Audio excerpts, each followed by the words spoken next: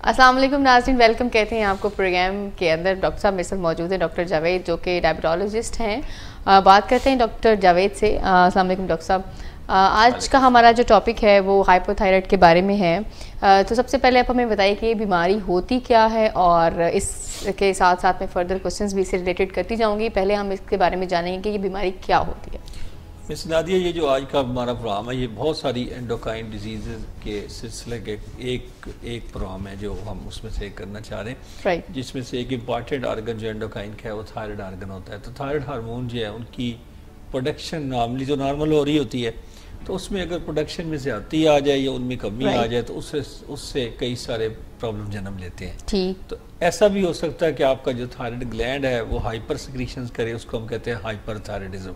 और ऐसा भी हो सकता है कि ये अंडर सिक्रीट करे और इसको हम कहते हैं हाइपोथायराइडिज्म। राइट। इसको मैं अब एक्सप्लेन करता हूँ कि जैसे किसी को डायबिटीज़ होती है तो उसमें किस चीज़ की कमी हो जाती है, आपको कुछ आइडिया? इंसुलिन की। शाबाश।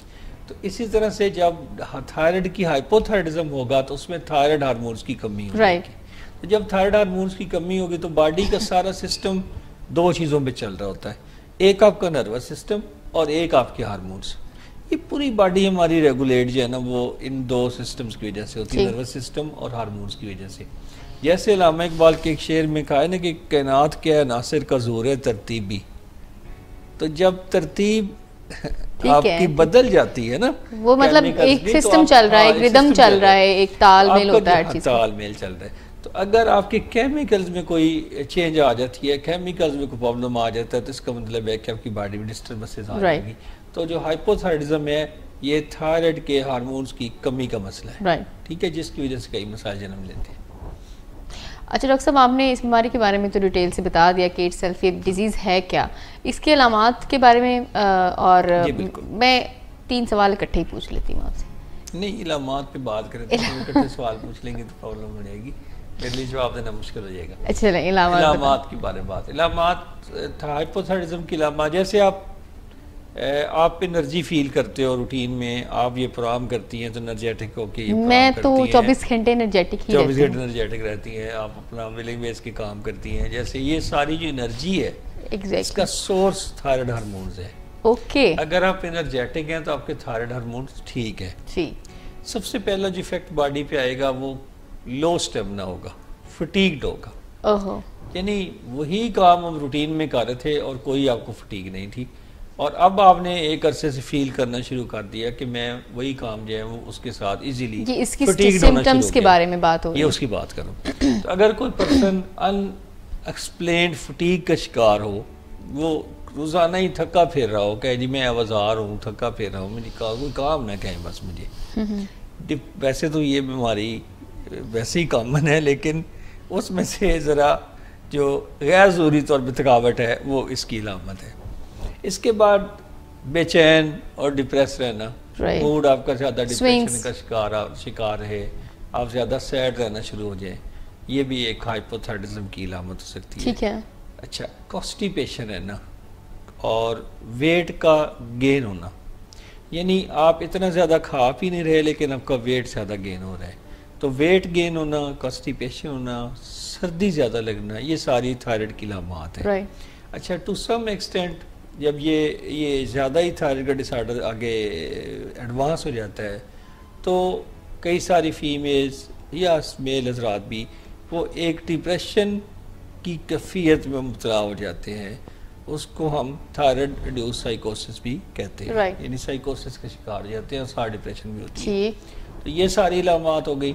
और सबसे अहम ये है कि अगर बच्चों की एज में, ग्रोइंग एज में, जैसे आपका 10 साल का बच्चा है, 8 साल का बच्चा है और ग्रो कर रहा है, ग्रोइंग एज है, तो ग्रोइंग एज में अगर थायराइड की कमी हो जाएगी तो बच्चे की ग्रोथ पे उसका मनफी असर पड़ेगा, उसकी हाइट बढ़ना बंद हो जाएगी, उसके जो मेंटल उसकी कैपेबिलिटीज़ है वो ज़रा उसमें कमी आ जाएगी। ठीक है ना। तो ये सारी चीज़ें, मेंटल डिस्टर्बेंसेस और इरिटेबिलिटी और कन्फ्यूजन स्टेट्स और ज़रा सा जो है वो लो IQ, ये सारे थायराइड की डिस्टर्बेंसेस से हो सकते हैं हाइपोथायराइडिज्म के। और एक मैं आपके साथ और बात शेयर करूं कि एक फैमिली ने मुझे बताया कि उनके एक बच्चे पैदा हुआ जो कि 3 महीने में उसकी डेथ हो गई, तो उसका जो डायग्नोसिस बनना था वो हाइपोथायराइडिज्म था, लेकिन डायग्नोसिस तब हुआ जब तक उसकी डेथ भी हो गई, तो डायग्नोसिस ज़रा लेट हो गया। तो अगर आप अपने बच्चों को देखें जिनकी टंग बहुत बड़ी है, जिसकी टंग का साइज़ बड़ा है, साइज़ जो ये ज़ुबान का साइज़ है, और अगर बच्चे जो हैं ज़रा फ्लॉबी से हैं, ऐसे हैं कि जैसे ब्लोटेड से हैं, तो उनका थायराइड ज़रूर होना चाहिए। वैसे तो कई सारे ममालिक ने कंपल्शन कर दी है कि जब बच्चे पैदा हों तो उनका नियोनेटल TSH स्क्रीनिंग कर ली जाए, यानी जो ही पैदा हो तो उसी वक्त उनका TSH स्क्रीनिंग के लिए भेज दिया जाए, उनका थायराइड हार्मोन टेस्ट किया जाए। तो ये चंद इम्पॉर्टेंट इलामात भी थी और बातें थी। अब आप जो पूछना चाह रहे हैं। मैं पूछना चाहती हूँ, नेक्स्ट क्वेश्चन जो है वो आता है इसकी वजूहात से रिलेटेड। थायराइड की बीमारी की क्या वजूहात हो सकती है? थायराइड की बीमारी की कई वजूहात है। सबसे कॉमन जैसे टाइप 1 डायबिटिक्स होते हैं, उनको हम कहते हैं ऑटो इम्यून डिजीजेस, यानी उनकी बॉडी के अपनी इम्यून सिस्टम उनकी बॉडी के सेल्स को डिस्ट्रॉय करना शुरू कर देते हैं। इसको हम कहते हैं ऑटो इम्यूनिटी। जैसे आपके जो विलिंग वेज है उसके बाहर जो गार्ड खड़ा है, अगर वो अपने ही लोगों के ऊपर गन्ने तानना शुरू कर दे तो इसको हम ऑटो इम्यून कहेंगे। राइट। यानी हमने उसको अपनी प्रोटेक्शन के लिए रखा, तो वो हमारे अगेंस्ट काम करना, तो हमारे अगेंस्ट काम करना शुरू कर दे तो उसको हम कहेंगे ऑटो इम्यूनिटी। राइट। तो ऑटो इम्यून डिसऑर्डर्स की ये मिसाल है। तो ऑटो इम्यून डिसऑर्डर्स में आपकी बॉडी के जो गनमैन है, जो बेसिकली आपको इन्फेक्शन से बचाते हैं, वो आपके अपनी ही बॉडी के सिस्टम को या सेल्स को डिस्ट्रक्ट करना शुरू करते हैं। वो समझते हैं कि ये भी कोई दुश्मनी है, डिसऑर्डर हो जाता है, डिसऑर्डर होता है। तो ये डिसऑर्डर, तो इस तरह से ऑटोइम्यून डिसऑर्डर जो है मोस्ट कॉमन काज है, इसको हम हाशिमोटो थायराइडाइटिस भी कहते हैं। और इसके बाद जो ऐसे लोग होते हैं जिनकी कोई सर्जरी हुई है और थायराइड की सर्जरी के बाद चूंकि बॉडी में थायराइड नहीं रहा, तो इसलिए उनकी बॉडी में थायराइड की कमी का शिकार हो जाएगी, और इसको हम हाइपोथायराइडिज्म कहेंगे पोस्ट सर्जिकल। ठीक है। अच्छा, कुछ ऐसे अफराद भी होंगे जिनके अंदर थायराइड की कमी की वजूहत ये भी होती है कि वो ये जो रेडियो एक्टिव आयोडीन है, रेडियो एक्टिव आयोडीन हम एक डिजीज़ होती हैं जिनको ग्रेव डिजीज़ कहते हैं। जैसे कोई पेशेंट हाइपर थायराइड है जिसकी सिक्रीशंस ओवर हो रही थी, तो उसे हमने रेडियो एक्टिव आयोडीन पिला दी। अच्छा, रेडियो एक्टिव आयोडीन पिला दी तो अब उसके बॉडी का जो थायराइड है वो बर्न हो गया। तो रेडियो एक्टिव आयोडीन की बनने के नतीजे में अब जो थायराइड हार्मोन बंद कर गया है, तो अब थायराइड का जो ग्लैंड बंद कर गया, तो अब थायराइड की कमी हो जाएगी। तो रेडियो एक्टिव आयोडीन लेने के बाद भी थायराइड की कमी हो सकती है। ये 3-4 मेन वजूहत है, और ट्रीटमेंट फिर उसी के साथ ट्रीटमेंट एक ही है। तशखीस की बात करते हैं। अब तशखीस में 3 मेन टेस्ट इस्तेमाल होते हैं। एक को हम कहते हैं TSH, और एक को हम कहते हैं फ्री T4, और एक को हम कहते हैं फ्री T3। जी। स्क्रीनिंग करनी हो तो TSH अकेला भी कराया जा सकता है, और अगर आपको शुबा हो कि नहीं प्रॉब्लम यहाँ पे नहीं है, प्रॉब्लम पिट्यूटरी ग्लैंड पे है, दिमाग के लेवल पे है, तो फिर हम दोनों कराएंगे, TSH भी और फ्री T4 भी।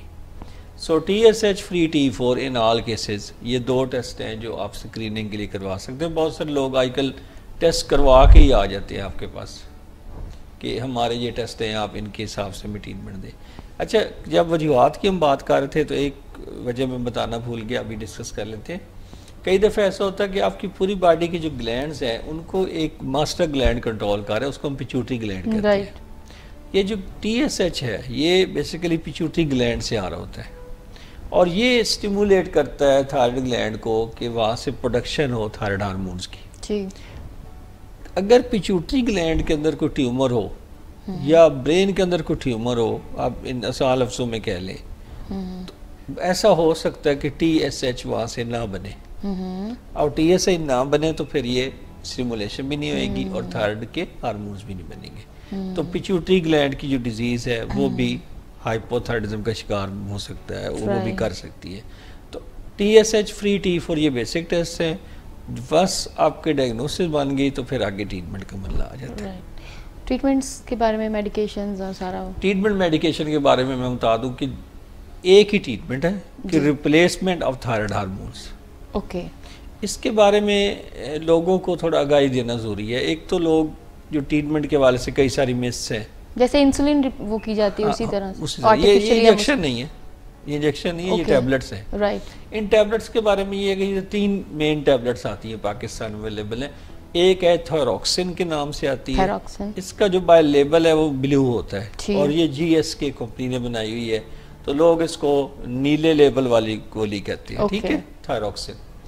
अच्छा, दूसरी टैबलेट है ज़रा, वो एबट कंपनी ने अभी बनाई है, उसको हम थायरोनाम कहते हैं। ठीक है, एक थर्ड टैबलेट जो कि बाहर से इंपोर्ट होती है उसको हम एल्ट्रोक्सिन कहते हैं। ठीक। तो बाहर जब आप जाएंगे तो आपको एल्ट्रोक्सिन मिलेगी, पाकिस्तान में आपको थायरॉक्सिन और थायरोनाम मिलेगी, चीज़ें सेम ही हैं। ठीक है, 50 माइक्रोग्राम की डोज में अवेलेबल होती हैं, 100 माइक्रोग्राम में भी अवेलेबल है, 125 में भी अवेलेबल है, और ये तीनों की तीनों की सेम एफिकेसी है। इजीली अवेलेबिलिटी वाली बात करना चाह रहा हूँ। पहली बात यह कि इसकी डोजिंग लेनी कैसे होती है, उस तरफ भी आता हूँ, अवेलेबिलिटी की तरफ भी। पहली बात यह कि थायराइड की डोज कैसे लेनी है। The best time to take is 1 hour before breakfast. नाश्ते से 1 घंटा पहले लें जी। नाश्ते के दौरान आप कोई मल्टीविटामिन या आयरन की गोलियां ना खाएं जी। मल्टीविटामिन और आयरन की गोलियां लेने से ये प्रॉब्लम होती है कि जो थायराइड की अब्जॉर्प्शन है, जो आप टैबलेट ले लें उसकी जो जज़ब बना उसने वो कम हो जाती है जी। तो इसलिए उसकी अब्जॉर्प्शन में जो असर डालती है आयरन और मल्टीविटामिन की गोलियां, बाकी तो हम अवॉइड करते हैं उनको नाश्ते में लेना। ठीक है जी जी।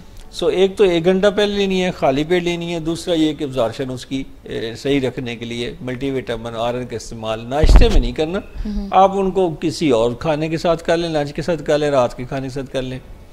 अच्छा, डेली लेनी है, एक डेली डोज होएगी, जैसे डोज आपका डॉक्टर मुतय्यन करेगा।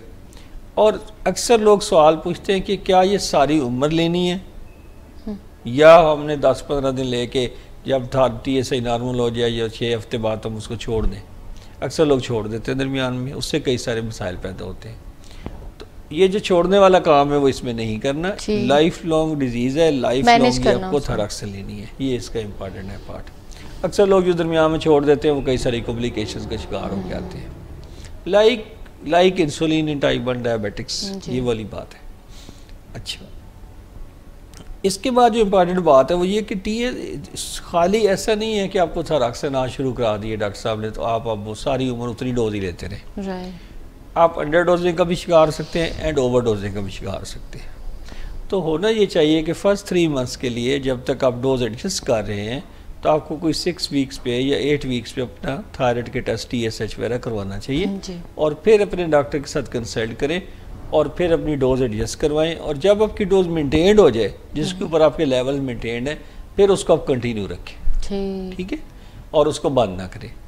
अब यहाँ पे एक इम्पॉर्टेंट मैसेज मैं प्रेग्नेंट फीमेल्स के लिए देना चाहूँगा कि जो फीमेल्स ऑलरेडी थायराइड की ट्रीटमेंट ले रही हैं वो प्रेगनेंसी के दौरान अपनी डोज को दोबारा एडजस्ट करवाएं, क्योंकि प्रेगनेंसी में थायरॉक्सिन की रिक्वायरमेंट जो है वो 35% बढ़ जाती है, क्योंकि आप 2 हो गए ना, एग्जैक्टली 2 लोग हो गए ना जिनको थायरॉक्सिन की जरूरत है, एक मदर और एक उसका बेबी, तो इसलिए 35% रिक्वायरमेंट बढ़ जाती है। अब आपने अपने डॉक्टर के साथ कंसल्ट करके अपनी डोज को एडजस्ट करवाना है। अच्छा, इन शॉर्ट टारगेट्स का भी पता होना चाहिए कि भाई आपके टारगेट्स क्या हैं TSH के या कितना रखना चाहिए। जैसे ब्लड शुगर कई दफ़ा बात करते हैं कि अच्छा ब्लड शुगर कितने टारगेट्स होने चाहिए, तो TSH आपका जो एक रेंज लिखी होती है लैब की कि इतनी नॉर्मल रेंज है, उस रेंज में लोअर हाफ में होना चाहिए। बात ख़त्म हो गई, बात ख़त्म हो गई। ओके, मज़ीद सवाल जो मेरे पास एक रह गया था वो फीमेल्स वाला ही था, प्रेग्नेंट फीमेल्स वाला, वो आपने खुद उसको रिलेट करके बता दिया है। बहुत शुक्रिया डॉक्टर साहब प्रोग्राम में तशरीफ़ आवरी का। नाजरीन, अभी हम आपको लेके चलते हैं, सॉरी इससे पहले हम डॉक्टर साहब को इजाज़त देंगे प्रोग्राम से और आपको लेके चलते हैं डायबिटिक इंस्टीट्यूट पाकिस्तान कराची में। डॉक्टर आसिफ शेख आपसे बातचीत करेंगे, तब तक के लिए मुझे इजाज़त दीजिए। बिस्मिल्लाहिर्रहमानिर्रहीम। अस्सलाम वालेकुम नाजरीन, doctor Asif Ali Sheikh, consultant physician and diabetologist, Pakistan institute diabetes Nazimabad Karachi से मुखातिब हूँ। आज जो हम बात करेंगे वो करेंगे डिफरेंट फूड्स के ऊपर जो डायबिटिक में आप ले सकते हैं। ज़्यादा पेशेंट्स का कंसर्न होता है कि हम डायबिटिक डाइट जो होती है वो हम क्या खाएं क्या नहीं खाएं।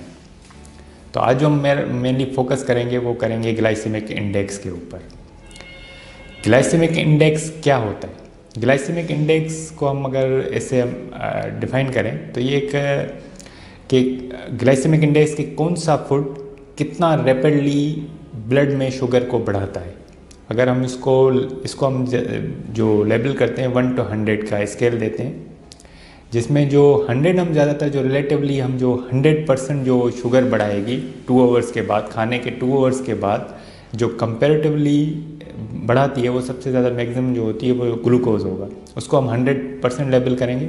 उसके कंपैरिजन में हम जो दूसरे फूड्स हैं जो भी हम कंज्यूम कर रहे हैं उसकी एक क्वांटिटी वो कितनी रैपिडली ब्लड में शुगर को बढ़ा रहा है, तो उसकी एक परसेंटेज स्पेसिफिक होगी, वो जो 1 to 100% होगी। तो इस तरह से फूड्स को हम कैटेगराइज उसमें करते हैं, ग्लाइसेमिक इंडेक्स के हवाले से 3 में डिवाइड करते हैं कि हाई ग्लाइसेमिक इंडेक्स, लो और मीडियम। जो डायबिटिक हमको ज़्यादातर सजेस्ट करते हैं वो करते हैं कि ज़्यादातर लो ग्लाइसेमिक इंडेक्स लें या फिर मीडियम इंडेक्स लें। हाई ग्लाइसेमिक इंडेक्स जो फूड्स होते हैं उनको अवॉइड किया जाए। अब ग्लाइसेमिक इंडेक्स किस पे डिपेंड करता है? सबसे ज़्यादा जो इम्पोर्टेंट होता है वो कहते हैं कि भाई ये फ्रूट जो है, अब जैसे एक ज़्यादातर पेशेंट्स का ये ख्याल होता है कि जो ग्रेप फ्रूट होता है उसका ग्लाइसेमिक इंडेक्स कम है तो वो हम फ्रीली ले सकते हैं। तो उसमें कुछ ऐसी बातें होती हैं जो ग्लाइसेमिक इंडेक्स को, क्या क्या चीज़ें हैं जो कि अफेक्ट कर सकती हैं। उसमें सबसे इम्पॉर्टेंट होता है क्वांटिटी, कि कितनी क्वांटिटी फूड की आप कंज्यूम कर रहे हैं। जितनी ज़्यादा क्वांटिटी आप कंज्यूम करेंगे उसका ग्लाइसेमिक इंडेक्स बढ़ जाएगा। अब जैसे ग्रेप फ्रूट होता है वो एज अ होल उसका साइज़ जो होता है काफ़ी बड़ा होता है, वो उसका वेट ज़्यादा होता है। अगर ज़्यादा कंप्लीट लिया जाएगा तो उसका ग्लाइसेमिक इंडेक्स वो नहीं रहेगा जो उसका एक्चुअल होना चाहिए। इसी तरह से जितने भी मेजॉरिटी हमारे पास फ्रूट्स हैं वो लो ग्लाइसेमिक इंडेक्स में आते हैं।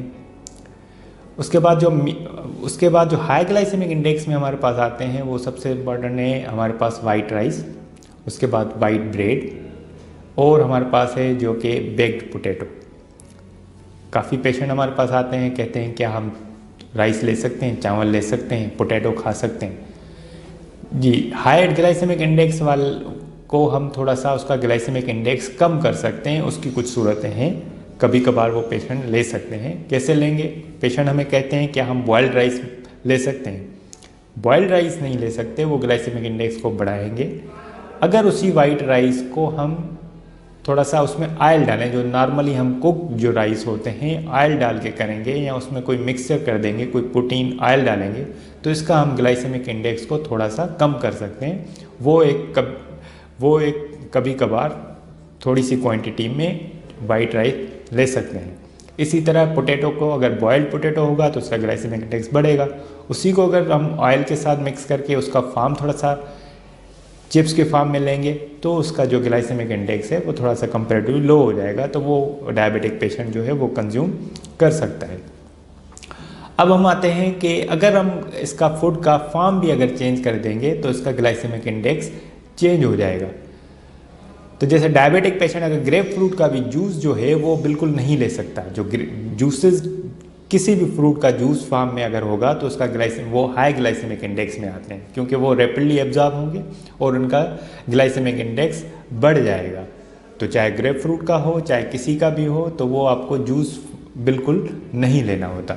यहाँ बात आ जाती है कि कुछ होते हैं कि पेशेंट कहते हैं कि हम जो शुगर फ्री जो आजकल मिठाइयाँ भी आती हैं, बेवरेजेस भी आती हैं, तो वो ले सकते हैं। जी, वो बिल्कुल ले सकते हैं। उसमें जो है वो artificial sweeteners, sugar alcohols mix किए जाते हैं जो इनका टेस्ट जो है थोड़ा सा स्वीटी कर लेते हैं।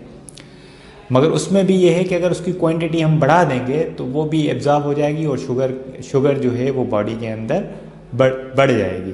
तो जूस जो है, जो नॉर्मली बेवरेजेस होते हैं वो किसी फार्म में नहीं ले सकते, डाइट फार्म ले सकते हैं, मगर वो भी एक लिमिटेड क्वांटिटी के अंदर। किसी भी फूड की क्वांटिटी बढ़ जाएगी उसका ग्लाइसेमिक इंडेक्स बढ़ जाएगा। आज के लिए इतना ही। पाकिस्तान इंस्टीट्यूट डायबिटीज़ नाज़माबाद कराची से डॉक्टर आसिफ अली शेख मुखातिब था। खुदा हाफिज़। वेलकम बैक नाजरीन, डॉक्टर आसिफ शेख कराची से बात कर रहे थे आपके साथ। प्रोग्राम का वक्त ख़त्म हो जाता है, अगले हफ्ते आपसे दोबारा मुलाकात हुई। अल्लाह हाफिज़।